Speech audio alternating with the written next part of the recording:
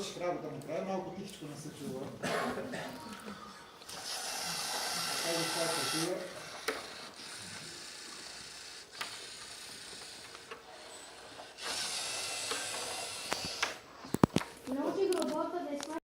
Така, това е програмата, която е за разделно изхвърляне. Тук съответно е старт бутона и след него следва един звук, съответно и роботът казва метал. Когато му бъде подадено металното кенче, след това той го премества напред и ето с тези блокове завива надясно и го поставя съответно на мястото, където трябва да бъде изхвърлен метала и когато свърши казва готово.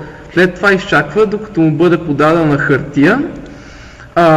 Казва съответно, че това е хартия, премества я напред и след това ето тук завива наляво и изхвърля хартията в другия контейнер, който е за хартии и за рециклиране и когато свърши казва отново, че работата е свършена и съответно готова.